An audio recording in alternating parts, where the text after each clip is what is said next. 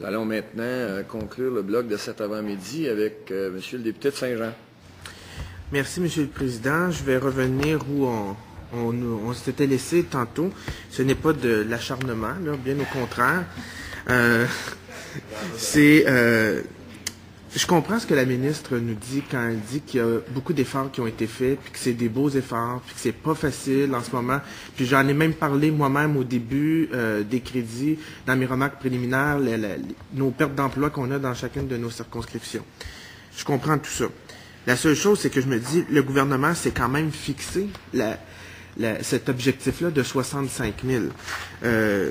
Tantôt, j'ai dit 20 %, bon, on peut dire 18 %, là, on est capable de s'entendre sur ce pourcentage-là. Moi, ce qui m'intéresse, puis peut-être que la ministre aussi, sûrement, c'est ce qui l'intéresse, c'est faire en sorte que tous ceux qui peuvent se trouver un emploi puissent le faire. Et il doit y avoir en ce moment un effort qui est fait.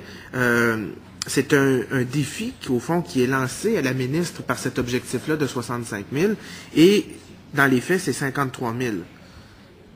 Donc, est-ce que la ministre va poser un geste, faire un certain virage pour faire en sorte qu'on atteigne vraiment cet objectif-là?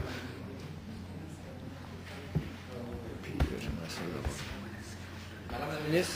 Et peut-être, peut-être que une nouvelle cible a été fixée pour l'année prochaine, là, qui est plus réaliste. Je pense que M. le sous-ministre va... J'appelle ça assez Madame réaliste. la ministre. Oui, bien moi, Monsieur le Président, 80 % j'appelle ça assez réaliste quand on sait dans quel contexte on travaille et avec quels gens on travaille.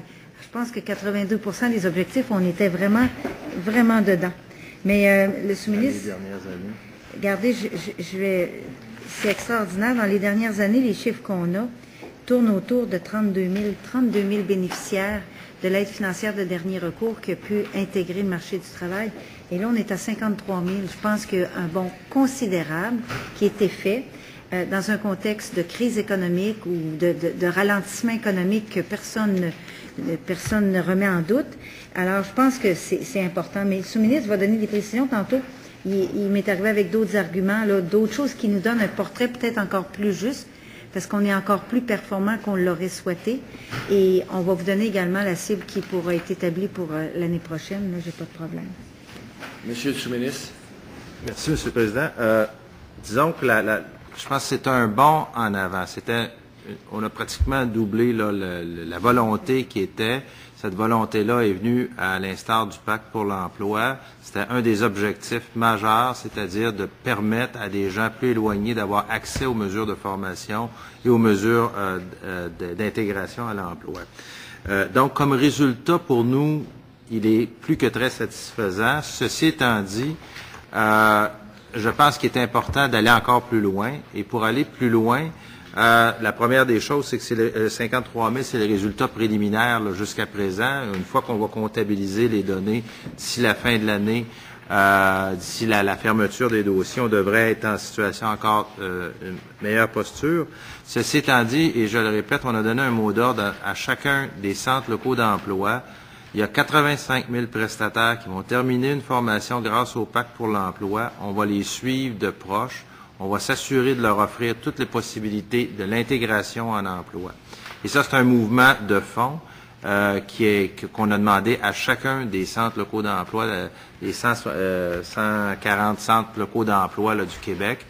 Et également, l'autre élément important, c'est que pour l'an prochain, on ne veut pas baisser l'objectif.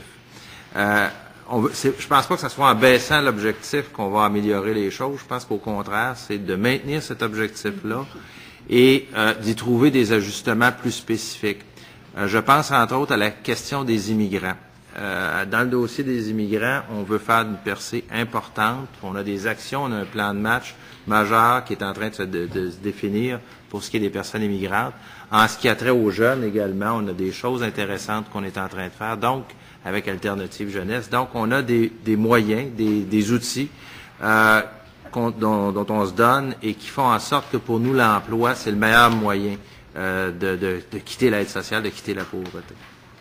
Excusez, Monsieur le sous-ministre, quand vous parlez d'immigration, vous parlez de nouvelle immigration ou vous parlez de communauté ethnique? Ben, principalement, on parle des immigrants de moins de 5 ans là, comme action. Ceci étant dit, c'est sûr qu'on a aussi des moyens pour les communautés culturelles. Monsieur le député de Saint-Jean. Moi, je t'économe, là. J'essaie d'économiser mes minutes, là. Oui, mais c'est une question complémentaire. C'est correct. Vous avez sûrement apprécié la réponse. Oui. Donc, je comprends que la cible pour l'année prochaine sera toujours de 65 000 et qu'il y aura des correctifs de poser pour que l'année prochaine, on atteigne 100% du 65 000. Des correctifs, si vous me permettez. Des bonifications. Oui, ce qui veut dire, c'est notamment, je vais vous donner l'exemple, là, Alternative Jeunesse pour les 18-25 ans. On sait qu'actuellement, le programme, il est volontaire. On donne 90 $ de plus à un jeune qui reçoit de l'aide financière de dernier recours et qui décide de se mettre ou d'aller sur des mesures actives de recherche d'emploi ou d'intégration d'emploi. Ça, c'est le programme qui existait actuellement. Et je vous ai dit tantôt que sur les 730 000 emplois disponibles d'ici 2015, 56 % même de ces emplois seront comblés par les jeunes. Alors, dans le budget qui vient d'être déposé, on vient de bonifier cette mesure-là. Au lieu d'être 90 $ de plus par mois qu'on donne à un jeune qui décide d'aller vers des mesures actives, aujourd'hui, c'est 120 $ par mois. Donc, on est venu faire une plus-value pour les jeunes, pour qu'ils soient encore plus, c'est une mesure incitative encore plus intéressante. Donc, si on est capable d'aller chercher davantage de jeunes, ça, c'est un exemple. Au niveau de l'immigration, dans le budget également, il y avait des mesures très intéressantes pour le programme PRIME, pour le programme Passerelle en emploi. Donc, des choses qui vont nous permettre de travailler encore plus efficacement en accompagnement des clientèles qui, des fois, peuvent se retrouver à l'aide financière de dernier recours pour toutes sortes de raisons. Alors, on souhaite que leur passage à l'aide financière de dernier recours soit le plus court possible.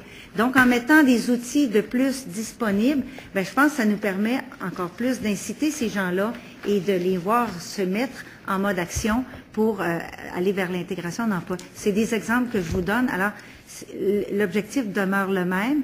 Et oui, on va chercher à atteindre le 100 %. Quand on met un objectif, là, dans tout, l'objectif, c'est parce qu'on veut l'atteindre, puis qu'on souhaite atteindre 100 %. Mais ça dépend toujours de dans quel milieu on travaille, avec quelle clientèle on travaille. On part de où pour arriver à où. Mais je pense que dans les circonstances, 82 %, c'est fort louable. Et si on peut augmenter puis atteindre le 90 ou le 95 %, on ne peut que s'en réjouir. C'est le travail des gens d'Emploi Québec au quotidien. C'est le travail des gens dans tous les centres locaux d'emploi, dans toutes les régions du Québec. C'est leur travail au quotidien. On l'a toujours dit, le travail, c'est la meilleure façon que les gens puissent se sortir de la pauvreté. C'est une question de respect d'individus et Emploi Québec, c'est sa mission première. Monsieur le député de Saint-Jean vous a dit qu'Emploi Québec faisait du très bon travail. C'est vrai. Monsieur le député de Saint-Jean. Je suis tout à fait d'accord avec la ministre sur le sujet. Donc, je comprends qu'avec les bonifications ou les nouvelles mesures, la ministre s'engage ou tend vers l'atteinte du 100 % et plus de son objectif, contrairement à cette année. Sur la stratégie nationale, on vient d'en parler, pour sortir les gens de la pauvreté. Il y a eu une stratégie nationale de lutte contre la pauvreté et l'exclusion sociale qui a été présentée par le gouvernement. À l'article 4, on peut y lire que la stratégie nationale vise à amener progressivement le Québec d'ici 2013, l'année prochaine, au nombre des nations industrialisées comptant le moins de personnes pauvres selon des méthodes reconnues pour faire des comparaisons internationales. Est-ce que la ministre peut nous dire si le Québec va atteindre cet objectif et où en sommes-nous à quelques mois de l'échéancier prévu par la loi? Alors, Monsieur le Président, alors évidemment, ça c'est l'objectif qu'on s'est fixé et c'est écrit noir sur blanc. Maintenant, je vous disais tout à l'heure que on a le taux de personnes, le nombre de personnes à l'aide financière de dernier recours le plus bas depuis 1976, donc depuis les derniers 35 ans. Donc, je pense que ça nous démontre à quel point, là, ça a fait du chemin. Si on n'avait pas mis en place le premier plan de lutte contre la pauvreté en 2004, c'est 2004, Marie-Renée, c'est ça le premier? Oui.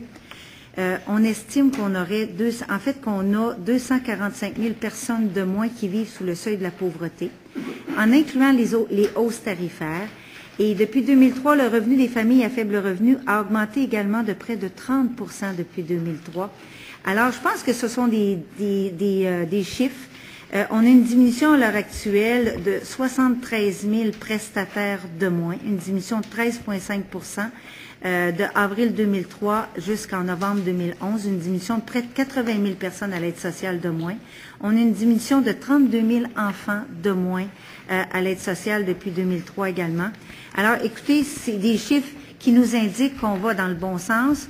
On est premier, on est premier pour les familles monoparentales avec enfants, premier pour les monoparentales avec 2 enfants.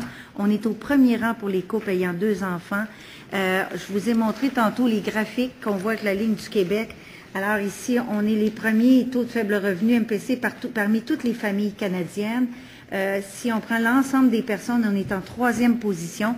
Alors, je pense qu'on a parcouru un chemin extraordinaire. Il y a des grandes choses qui ont été faites. Le crédit d'impôt pour la solidarité qui est nouvellement implanté, prime au travail, supplément de la prime au travail, la prime au travail adapté, soutien aux enfants, la gratuité des médicaments, l'indexation des prestations d'aide sociale. On a également les allocations familiales, l'exemption supplémentaire pour les allocations pour enfants. Avant, c'était 100 $ par famille, maintenant c'est 100 $ par enfant.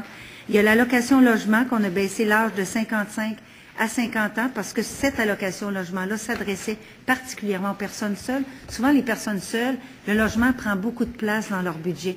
Et quand je dis qu'il faut faire plus et que je vous l'ai avoué tout à l'heure, il y a une catégorie qui me préoccupe, ce sont les personnes seules. Et c'est à la suite de cette demande-là au ministère des Finances qu'on a inclus ça dans le budget. Moi, je pense qu'il nous reste une clientèle cible qu'il faut faire plus. Il faut bien identifier leurs besoins. Il y a des choses qui ont été faites, notamment la prestation fiscale du revenu avec le fédéral, qui est venu bonifier également ce qu'on faisait pour les personnes seules. Mais moi, je pense que oui, on a fait un bon bout de chemin, mais je ne peux pas vous dire qu'en 2013 ou en 2014 ou en 2015, on aura un taux d'assistance sociale ou d'aide financière de dernier recours à 0. Je ne peux pas vous dire ça. Mais à chaque fois qu'on s'améliore, on fait un grand pas de plus dans la bonne direction. Et l'objectif, c'est d'avoir le moins de gens possible qui dépendent de l'aide financière de dernier recours. Et on pense, nous, que de permettre d'intégrer ces gens-là au marché du travail, c'est le meilleur outil de faire en sorte que ces gens-là puissent retrouver une aide qui soit significative et qui leur permette de ne plus dépendre de l'aide financière de dernier recours et de pouvoir avoir un gain substantiel. Si on prend une personne seule qui réussit à travailler 35 heures par semaine, elle augmente son revenu au salaire minimum, 35 heures au salaire minimum, elle augmente son revenu de 107 %. Plus de 8 000 $ de plus par année pour une personne seule à partir du moment où elle travaille 35 heures par semaine au salaire minimum. Alors, et des emplois, on vous dit qu'il y en aura. Il y en aura pour tout le monde et c'est une clientèle qu'on veut réintégrer sur le marché du travail, qu'on est prêt à accompagner, qu'on est prêt à former. Et quand je vous donne l'exemple d'une personne seule qui travaille sur le marché du travail, elle double son revenu moyen annuel. Alors, c'est pas peu dire. Alors, je pense que la clé du succès est également dans les mesures d'employabilité. Merci, Mme la ministre. Monsieur le député de Saint-Jean, pour une dernière ronde de questions. Bien, effectivement, Monsieur le Président, la loi pour contrer la pauvreté et l'exclusion sociale, une loi qui date de 2002, un gouvernement du Parti québécois, l'article 4 est clair sur la question. La ministre l'a aussi mentionné tantôt, une augmentation de 4,2 % de la pauvreté chez les personnes vivant seules. Donc, quand on voit cette statistique-là, depuis 2003, pardonnez-moi, on voit que c'est vraiment inquiétant. Donc, est-ce que la ministre peut nous dire vraiment où en est les efforts du gouvernement pour respecter la loi de 2002? Puis nous, quand on pose la question pour l'étude des crédits, renseignements particuliers, fiche 52, on demande s'il y a des notes, des études, des analyses d'un nouveau plan d'action relié à la stratégie nationale de lutte contre la pauvreté et l'exclusion sociale. Donc, pour maintenir et appliquer la loi de 2002, ben, on nous dit que ces documents sont confidentiels. Donc, je me dis, c'est pas des données stratégiques d'une entreprise là, qu'on demande, c'est voir au fond où en est les efforts, le travail du gouvernement du Québec pour atteindre les objectifs de la loi de 2002. Donc, j'aimerais ça que la ministre puisse s'engager à nous déposer ces documents ici en commission. Madame la ministre, ça va être vous qui allez avoir le mot de la fin pour les échanges de ce matin.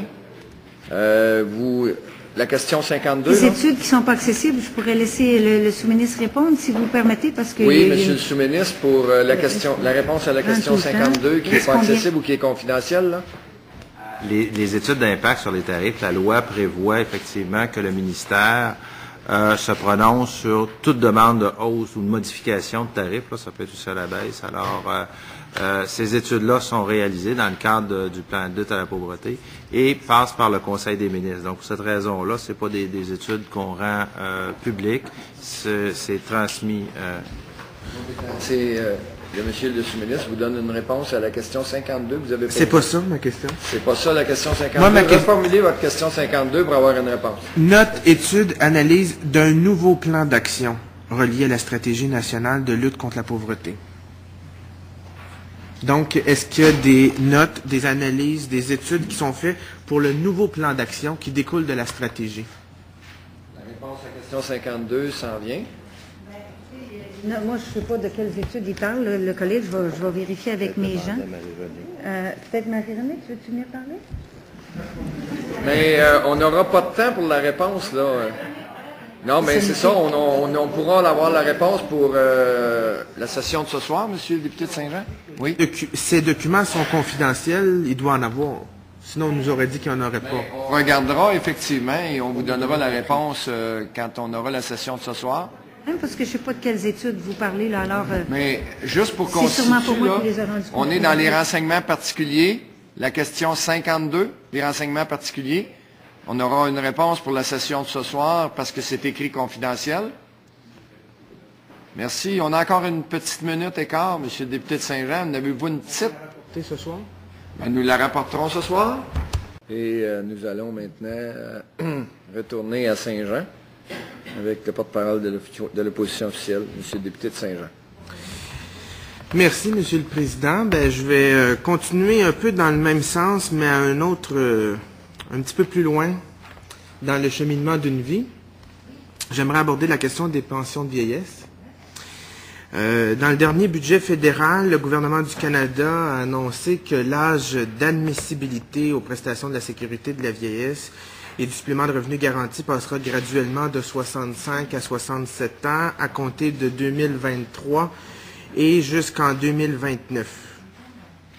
On sait que c'est des milliers d'aînés démunis qui devront faire appel à l'aide sociale pour ces 2 années-là de plus. Le gouvernement du Québec devra donc payer pour cette aide sociale supplémentaire, l'aide de dernier recours. Dans les jours suivants, le budget du ministre des Finances du Québec a réagi en disant, et je cite, « On a besoin d'être compensé parce qu'effectivement, il y a une partie des gens de 65 à 67 ans qui vont être sur l'aide sociale. Je suis très heureux de voir que M. Flaherty a dit oui, les provinces seront compensées. » Ça, c'est écrit noir sur blanc dans son budget, donc il faut maintenant s'asseoir éventuellement pour discuter de ça. Dans le même article de la presse canadienne, on peut lire « Interrogé à savoir si le Québec demanderait une pleine compensation, puisque le budget Flaherty n'évoque qu'une compensation, le ministre des Finances ne s'est pas avancé.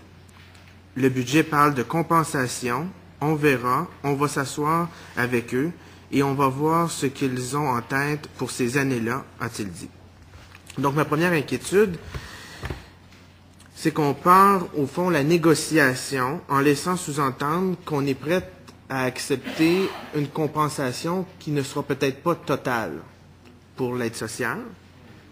Donc, ça veut dire qu'on ramasserait une partie de la facture dans ce cas-là. L'article continue. Québec ne peut encore estimer ni le nombre d'aînés visés, ni les sommes en cause, puisque les changements proposés ne seront mis en œuvre que dans 10 ans. On va travailler là-dessus, mais il n'y a pas d'urgence à le faire à ce moment-ci, a dit le ministre des Finances. Donc, la deuxième inquiétude, c'est quand on nous dit qu'il n'y a pas de presse, quand on voit tout le temps que ça prend dans les négociations avec le gouvernement fédéral. On a vu avec le verglas, on a vu avec l'harmonisation de la TPS, avec la stabilisation des revenus.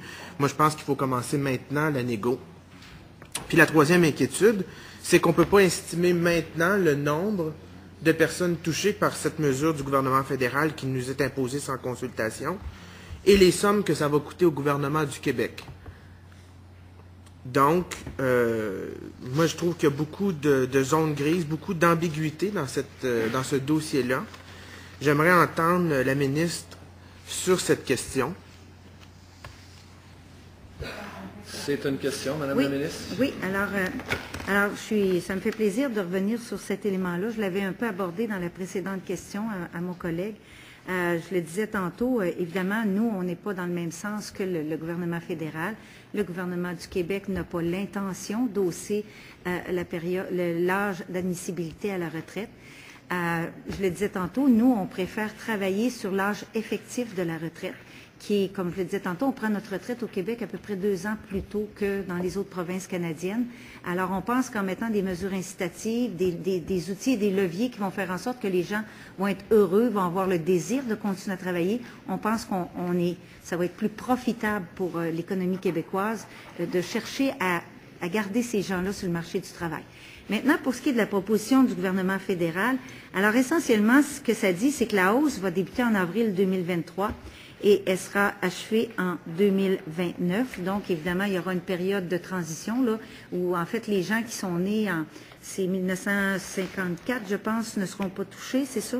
54 ou 58, c'est ça. Les gens qui sont nés en 1958 et moins ne seront pas touchés par cette mesure-là. Les gens qui sont nés comme moi en 1959, bien évidemment, on va être dans cette période de transition-là où à chaque année, on va augmenter d'un certain nombre de mois pour en arriver en 2029 à cette nouvelle règle-là. Évidemment, écoutez, ce que le fédéral a dit, et le collègue l'a répété, le fédéral il a dit clairement lors de son discours du budget qu'il va offrir une compensation aux provinces et aux territoires au titre de coûts additionnels nets occasionnés par la hausse de l'âge d'admissibilité aux prestations de la sécurité du revenu sur les prestations d'invalidité et de survivants versées en vertu du régime de pension du Canada. Mais évidemment, l'inquiétude qu'avait le Québec était à l'égard principalement, Monsieur le Président, c'est que évidemment quelqu'un qui est sur l'aide financière de dernier recours, qui arrive à 65 ans actuellement, a le droit d'aller chercher sa pension de vieillesse et son supplément de revenu garanti si tel est le cas, s'il est admissible. Et à ce moment-là, pour nous, l'aide financière de dernier recours est couverte par le gouvernement du Québec et ces gens-là transfèrent finalement, reçoivent l'argent du fédéral plutôt que l'argent qui provient de l'aide financière de dernier recours. Alors, l'inquiétude que nous avions à l'égard de cette modification-là, c'est que les gens qui n'ont pas de revenus, les gens qui sont sur l'aide financière de dernier recours, et même peut-être d'autres gens qui ne le sont pas, mais qui, avec le temps, avec les années ou les mois, s'appauvrissent, c'est que finalement, cette clientèle-là ait 2 ans supplémentaires à subsister avec l'argent de l'aide financière de dernier recours. C'est un fait. C'est un fait qu'on reconnaît. Je l'avais dit dès le départ quand le ministre fédéral, le ministre des Finances au fédéral avait fait l'annonce. C'était l'inquiétude que nous avions à l'égard. À cet égard-là, c'était de ne pas appauvrir davantage les personnes âgées au Québec. Alors, on maintient toujours cette inquiétude-là. Pour l'instant, on ne sait pas clairement si la compensation dont parle le ministre des Finances au fédéral veut dire qu'il y aura également une compensation à l'égard de ces coûts-là qui sont inhérents à la modification de la loi. Alors, pour l'instant, on n'a pas d'engagement. Par contre, toutes les provinces canadiennes, parce qu'à l'heure actuelle, vous savez qu'on parle de régime de pension régulièrement avec les provinces canadiennes, en juin et en décembre de chaque année, là, il y a la Régie des rentes, il y a la Régie des rentes et le gouvernement, le ministre des Finances ainsi que moi, on va à une rencontre avec tous les ministres des Finances des provinces canadiennes et tout le monde est à se questionner sur la viabilité des fonds de retraite dans un premier temps, sur les régimes de pension du Canada. Est-ce qu'on doit moduler les paramètres pour faire en sorte que les gens aient davantage de sous à leur retraite parce qu'on sait qu'il y a 30% des Québécois qui n'ont aucun outil d'épargne personnelle. On sait qu'il y a 2 millions de Québécois qui n'ont pas d'épargne collective. Donc, il y a vraiment une préoccupation, mais c'est pas juste au Québec. Et on sait également que les régimes complémentaires de retraite avec les entreprises privées, au cours des derniers mois et des dernières années, avec le rendement boursier, ils sont en grande difficulté. Donc, cette question-là, c'est pas juste chez nous. Je pense qu'elle se fait à travers le Canada, mais elle se fait également à travers le monde. Mais pour répondre aux collègues, on n'a pas de confirmation à l'égard de cette compensation-là sur les coûts à l'aide financière de dernier recours. Donc, on n'a pas d'information à savoir si ce volet-là sera compensé. Et pour savoir ce que ça représente, évidemment, on est après faire des calculs parce que quand on l'avait calculé de façon ponctuelle, s'il avait annoncé que c'était effectif demain matin, ben, on est capable de calculer au jour X qu'est-ce que ça représente. Maintenant que c'est reporté dans le temps, bien évidemment, il y a l'indexation, il y a plusieurs paramètres qui doivent être pris en compte dans l'analyse des coûts. Mais chose certaine, collègues, c'est plusieurs dizaines de millions de dollars que ça pourrait représenter annuellement pour le gouvernement du Québec. Alors, on est tout à fait conscient de l'impact et ce qu'on veut surtout éviter, c'est l'appauvrissement de notre population plus âgée que ça risquerait de provoquer parce que les gens n'auraient pas...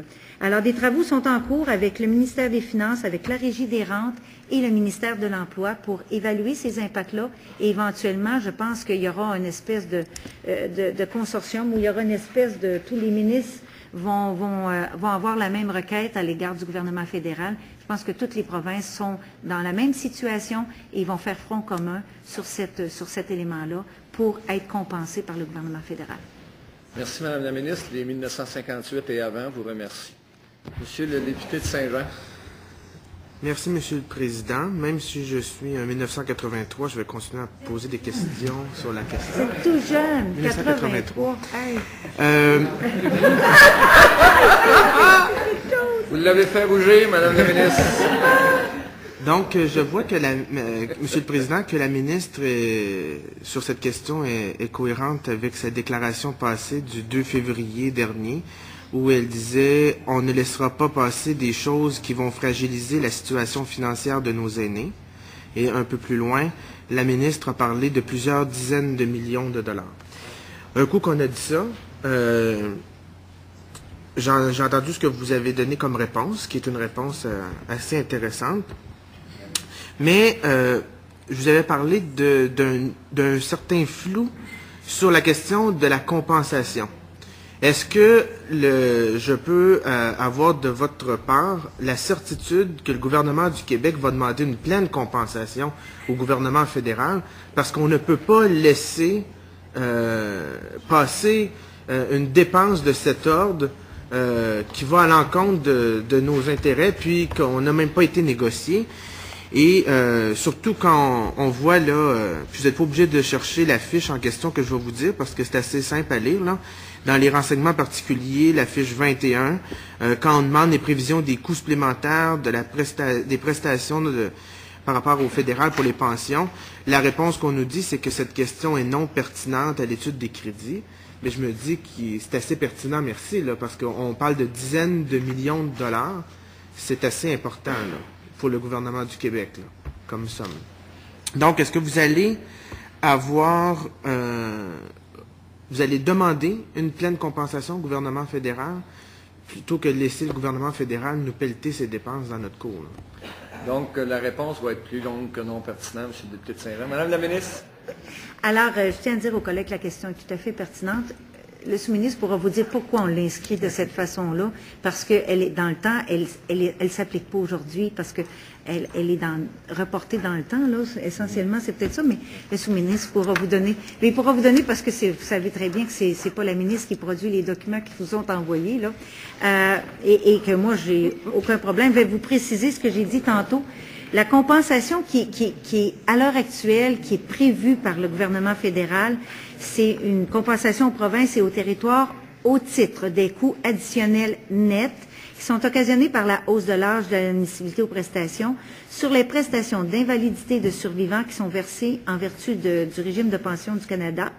Et aucune mention n'est faite, comme je le disais tout à l'heure, à l'égard de ce que ça représentera en termes de coûts. C'est clair, je vous le dis, c'est clair, que le gouvernement va demander une pleine et entière compensation au gouvernement fédéral. Et il n'y a pas de marge de manœuvre et il n'y a pas de liberté là-dessus. C'est tout à fait dans le sens et je vous donne ma parole à moi et également la parole du ministre des Finances du Québec. Il n'y a pas de négociation à cet égard-là. C'est tout. On veut être compensé à 100%. Vous n'aurez probablement pas besoin de la réponse du sous-ministre et je comprends que le donner au suivant, ça n'a pas été inventé à la télévision. Monsieur le député de Saint-Jean. Merci beaucoup, Monsieur le Président. De ce que je peux comprendre, c'est qu'à l'époque, la déclaration du ministre pouvait nous inquiéter, mais la déclaration de la ministre de l'Emploi d'aujourd'hui nous rassure. Bon. On va changer de sujet maintenant. On va passer à une lettre que vous avez reçue, Madame la ministre, en date du 28 mars 2012. Vous recevez beaucoup de correspondances. J'ai la chance d'être mis en copie conforme de certaines, donc je peux faire des suivis sur certaines d'entre elles. Une correspondance de la Fédération des professionnels de la CSN. Est-ce que Mme la ministre pourrait en avoir une copie juste pour être capable de suivre? Bien, je vais en citer des extraits. Donc, avec ça... dans la lettre, on peut y voir, c'est une lettre, je peux vous dire, là, signée par M. Tremblay, le président de la Fédération des professionnels CSN, pour les organismes communautaires. En 2006, une étude des conditions de travail dans le secteur a été réalisée dans le cadre du sommet de l'économie sociale. Cette étude révèle une faible progression salariale dans le communautaire. Un exercice de comparaison relève une faible progression des salaires dans le secteur communautaire par rapport à ceux que l'on retrouve dans le secteur public, et ce, pour des titres d'emploi comparables. En 2007, votre prédécesseur, donc à vous, le ministre de l'Emploi et de la Solidarité sociale de l'époque, reconnaissait le problème des conditions de travail du secteur lors d'une explication fournie en commission parlementaire d'une étude des crédits de cette époque. Et là, il y a la citation du ministre de l'époque. Un peu plus loin, en avril 2011, vous annonciez l'adoption d'un plan de travail interministériel qui comporte l'exploration de diverses autres mesures de consolidation du milieu communautaire, notamment l'offre de formation destinée aux organismes communautaires, l'amélioration des conditions de travail dans les organismes communautaires, la facilitation de l'accès à la recherche et à la transmission des connaissances. Donc, eux, ce qu'ils vous demandaient, c'est que contient le plan de travail interministériel? Est-ce qu'on peut en avoir, est-ce que ce plan peut être déposé ici en commission? Et afin d'attirer et de retenir la main-d'œuvre, est-ce que des actions visant, par exemple, un rattrapage salarial seront financées par le ministère? Madame la ministre? Alors, merci, Monsieur le Président. Évidemment, c'est la question, là, vous me reviendrez, là, parce que je n'ai pas tout saisi, les volets de... J'ai la lettre et je sais. Je redis les deux questions. Ben, ils sont ici, je pense que c'est les deux questions qui sont dans la lettre, essentiellement. Exactement. D'accord. Puis, moi, j'ai ajouté, est-ce qu'on peut avoir le plan d'action? Est-ce que vous pouvez vous engager à déposer le plan d'action? Le plan d'action? Le plan de travail. Le plan de travail interministériel.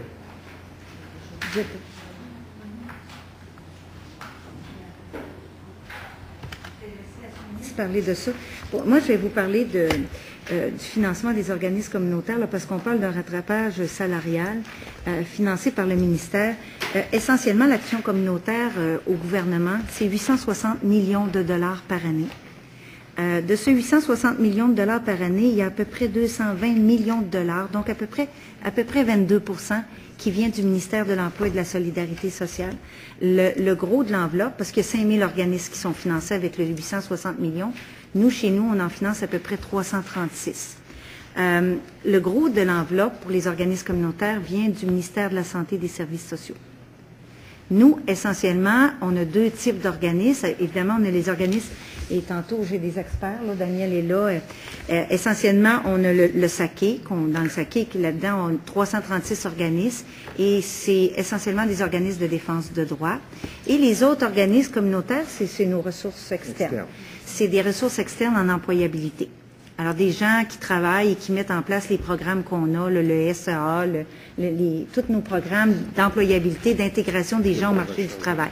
Donc, ça, c'est l'enveloppe qui vient de chez nous, à peu près 220 millions.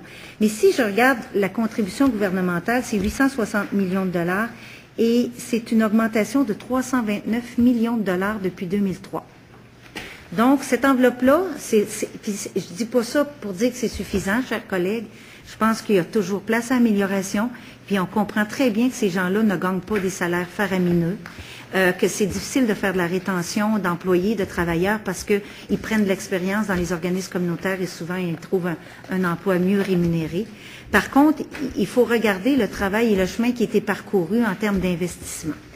Fait que c'est 329 millions de dollars de plus. On a même mis en place un plan, finalement, pour que ces gens-là soient protégés à Marie-Renée parce qu'ils n'avaient pas de plan de retraite. Alors, on les a aidés à mettre en place des plans de retraite. Maintenant, pour ce qui est des organismes chez nous, essentiellement, on a les ressources externes qui ont été rencontrées dernièrement. Les ressources externes, on leur a dit que, évidemment, le problème, c'est l'indexation de ces ressources-là.